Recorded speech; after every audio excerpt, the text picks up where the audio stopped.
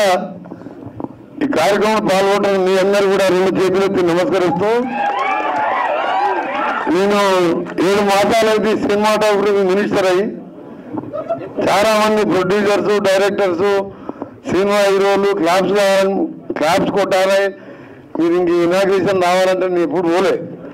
ఎందుకంటే సమయం లేక నా రోడ్స్ అండ్ నేషనలైజ్ బిల్డింగ్స్ కానీ R&B కానీ పెద్ద శాఖతో పాటు మధ్యలో ఎన్నికలు రావడం, పెద్దగా నాకు ఈ సినిమా మీద పోవాలని ఇంట్రెస్ట్ కూడా లేకపోవడం. కానీ మా దయాకర్ వచ్చి 10th రోజు ఈవినింగ్ 7 గంటలు నువ్వు ప్రసాద్ స్టూడియోకి రావాలి అని చెప్పి ఓకే అని చెప్పిన. ఏ సినిమా ఏంటి అని ఏం అడగలే. కానీ అందులో ఒకటి చెప్పిండు, కీరవాణి గారికి కూడా వస్తున్నారు సార్, మీరు కీరవాణి గారు వస్తున్నారు. మనం తెలంగాణ గీతమే కాదు మన దేశానికే ఆస్కార్ అవార్డు తొలిసారి ఇప్పించిందంటే నాకు ఆయన అంటే చాలా ఇష్టం అని చెప్పి నేను ఆయన పేరు చెప్పిండు. దయాకర్ గారు అదనంగానే ఒప్పుకొని రావడం.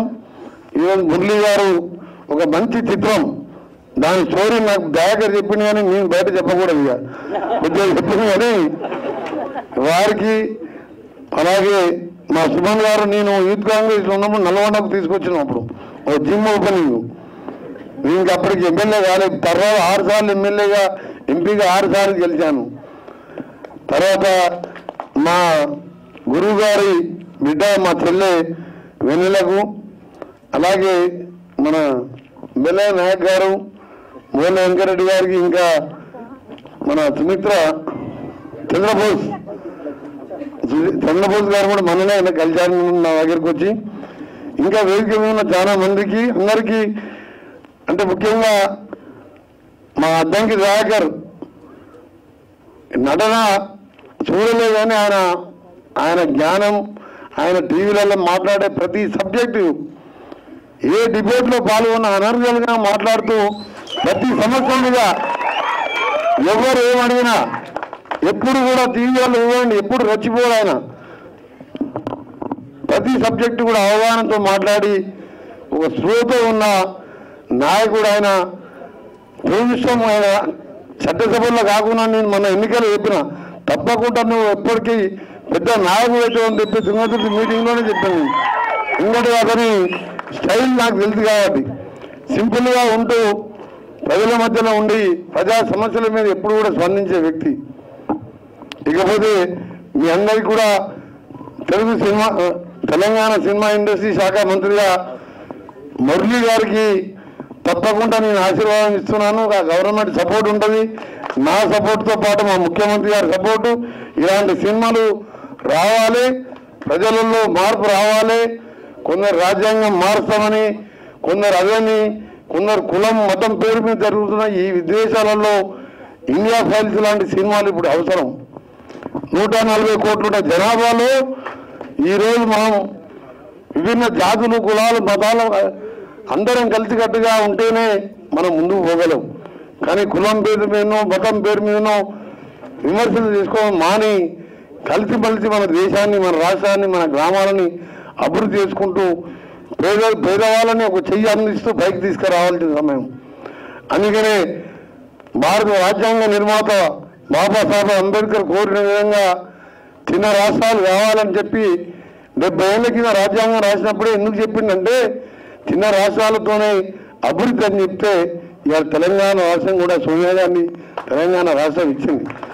కానీ ఇచ్చినప్పుడు ఈ 10 సంవత్సరాలు మనం ఏం సాధించుకున్నాం ఒకసారి ఇంకా చూస్తే శూన్యంలా అనిపించి ఇవాళ తెలంగాణ గీతాన్ని మొదలు పెట్టించుకున్న మా ముఖ్యమంత్రి గారు ఇదే కీరవాణి గారు ప్రపంచంలో మన తెలుగు జాతిని కీర్తి పతాకాన్ని తీసుకెళ్లిన కీరవాణి గారు తెలంగాణ గీతానికి ఇలా గ్రామాన వింటుంటే మాకు నిజంగా ధన్యవాదాలు సార్.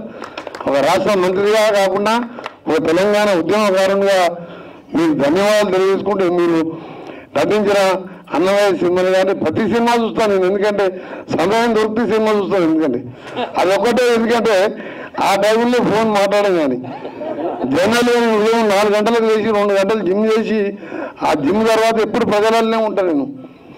ఎప్పుడో సమయం దొరికితే నచ్చిన సినిమాలు చూస్తూనే ఉంటాం అలా. అందుకనే మీరన్నా, మీ సినిమాలన్నా, మీ సంగీతం అన్నా, మీ పాటలన్నా, మీ దానిలో అర్థం నిజంగా ఇప్పుడు రెండవ పాట, మొదటి పాట, 2 పాటలు చూసినాక నాకు ఆడికెళ్ళి జరగబుద్ధి కాలే. మీ అర్థం దయాకర్కి చెప్పిన, నేను 10 నిమిషాలు కలిసి కీరవాణి గారికి సన్మానం చేయాలి, నాకు అదృష్టం కల్పించిన దయాకర్ నువ్వు, అలాగే నీ నటులకి నిన్ను కూడా అభినందించాలి.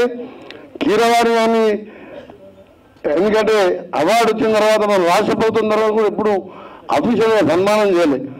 కాబట్టి నాకు అవకాశం, అదృష్టం కల్పించడం, సన్మానం చేసిపోతా అని చెప్పి అన్నాన్ని 2 గంటల పైన ఎందుకు కూర్చున్నాం.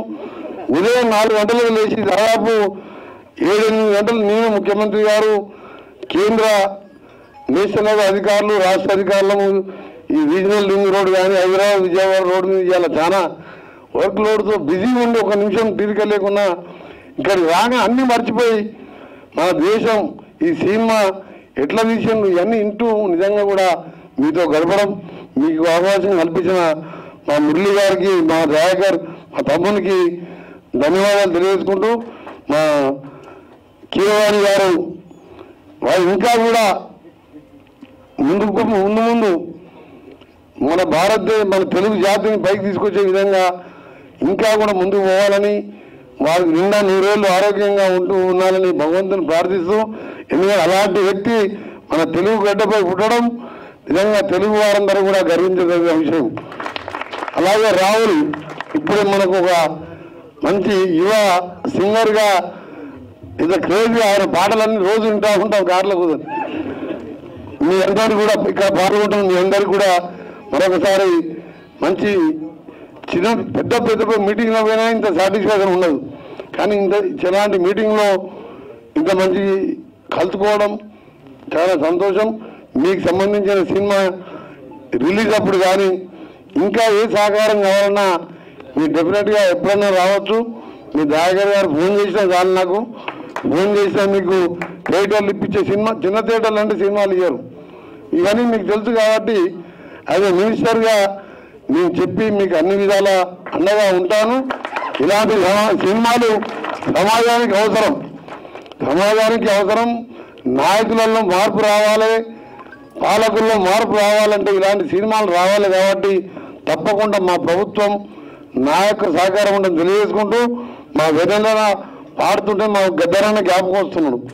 గద్దరన్న నన్ను రేవంత్ రెడ్డి గారు మన్మోహన్ బర్త్డే కలిస్తే నన్ను 10 నిమిషాలు ముద్దు పెట్టుకుని వదిలిపెట్టాడు. ఎక్కడ కలిసినా కానీ నేను ఎంపీగా నామినేషన్ వేసి చక్కగా గద్దరన్న ఇంటికి పోతే గద్దరన్న వదిన నన్ను వదిన లోపలికి తీసుకుపోయి కూర్చోబెట్టుకొని అలా బెడ్రూమ్లో కూర్చోబెట్టుకొని 1 గంటన్నర మాట్లాడి నన్ను నువ్వు ఏ విధంగా ప్రయాణం చేయాలి అని చెప్తే, నువ్వు చేసే కార్యక్రమాలు చెప్పుకుంటూ పోని చెప్తే, అంతకుముందు 5 సార్లు ఎమ్మెల్యే గెలిచిన అని ఎంపీగా ఆయన సలహాతో పోతే 1 పైసా ఖర్చు పెట్టకుండా 8 లక్షల ఓట్లు తీసుకొని ఇలా ఎంపీగా గెలిచిన. అందులో ఆయన సలహాలు ఆయన ఎప్పుడు చెప్పేవాడు, నువ్వు తెలంగాణ కోసం మంత్రి పదవి వదిలిపెట్టినావు, ఎవరు పేదవాడు వచ్చినా సహాయం చేస్తావు, నీలాంటి నాయకుడు కావాలని ఇద్దరు చేయి పట్టుకుపోయి ఇంటి లోపల కూర్చోబెట్టి నాకు కొన్ని సలహాలు చెప్పాను. అందుకని నేను కూడా నాది కూడా మీ సినిమా ఏ విధంగా తీసిందో తప్పకుండా మీలాంటి వారికి నా పూర్తి సహకారం ఉంటుంది. అందరికీ నమస్కారం, గుడ్ నైట్, థ్యాంక్ యూ.